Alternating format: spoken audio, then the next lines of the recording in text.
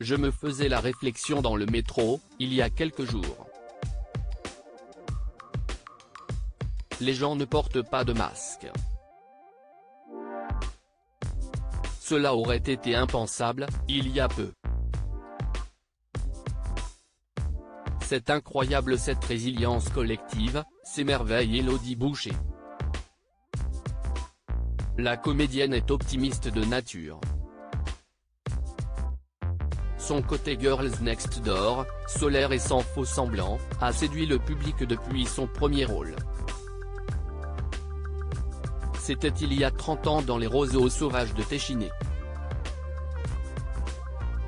Les gens l'abordent aussi beaucoup depuis quelques mois pour évoquer son rôle dans le biopic d'Olivier Dahan sur Simone Veil.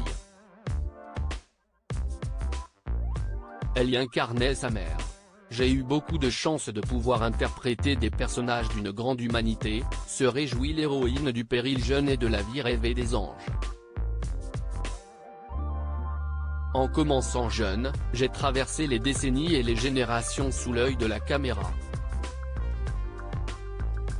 L'angoisse n'est pas de mise chez celle qui aura 50 ans, le 5 avril prochain.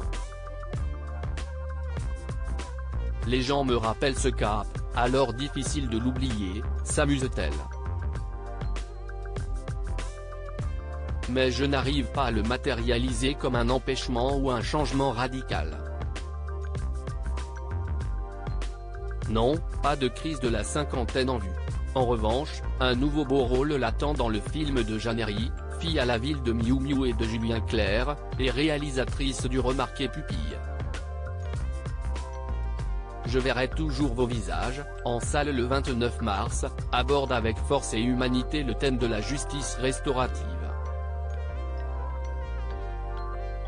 Ce moment difficile qui met en relation les victimes de crimes et les détenus condamnés pour ces faits. Gilles Lelouch, Miou Miou, Fred Testo, Leila Bekti, Denis Podalydeh, sont au sommet de leur art dans ce quasi huis clos. Élodie Boucher y incarne une médiatrice chargée de mettre en relation Chloé, Adèle Exarchopoulos, et son frère qui l'a violée lorsqu'elle était enfant. Un face-à-face intense entre les deux comédiennes, brillamment mis en scène par Jeannery.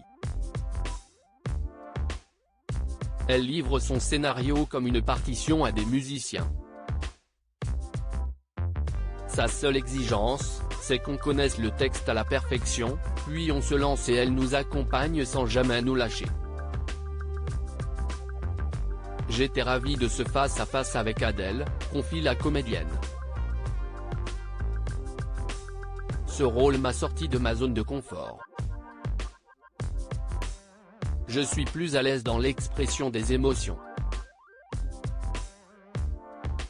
Là, il fallait que mon personnage soit à l'écoute mais se contienne pour bien mener la médiation. Avant d'ajouter, dans la vie, je suis quelqu'un de très empathique avec mes proches. Les gens me rappellent ce cap, alors difficile de l'oublier, s'amuse-t-elle. Mais je n'arrive pas à le matérialiser comme un empêchement. Non, pas de crise de la cinquantaine en vue. Compagne depuis de nombreuses années du Daft Punk, Thomas Bangalter, Élodie avoue avoir goûté la volonté d'anonymat de ce dernier. Une décision confortable. Cela crée des vies compliquées d'appartenir à un groupe de musique aussi adoré, regrette-t-elle. Le musicien a aujourd'hui décidé de se consacrer à des projets personnels après 28 ans de collaboration avec son complice de Daft Punk, Guy Manuel de Homem Christo. Il accepte de prendre désormais sa part de lumière. Il sortira au printemps la musique symphonique qu'il a composée pour le spectacle de danse Mythologie d'Angelin Préljocage. Élodie Boucher ne regrette néanmoins pas qu'il ait fait tomber le casque. Il y a de la place pour deux, lance-t-elle. Et pour plus encore.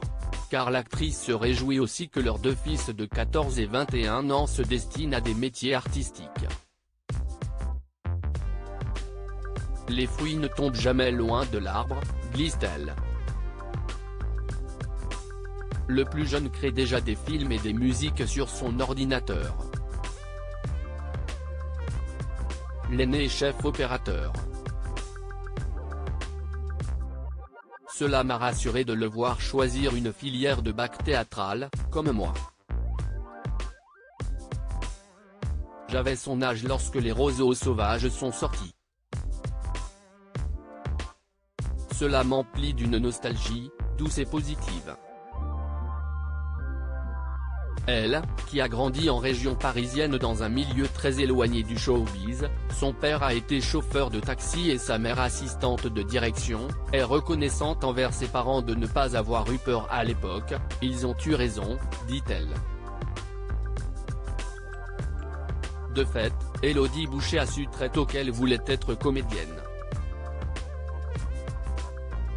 Fête de fin d'année à l'école, spectacle dans des clubs de vacances, toutes les occasions étaient bonnes pour jouer, énumère celle qui a été bercée par Les Bronzés, les films de Pierre Richard ou de Louis de Funès. Découverte au sortir de l'adolescence, elle a ensuite dû s'accommoder des fluctuations et des reliefs de ce métier.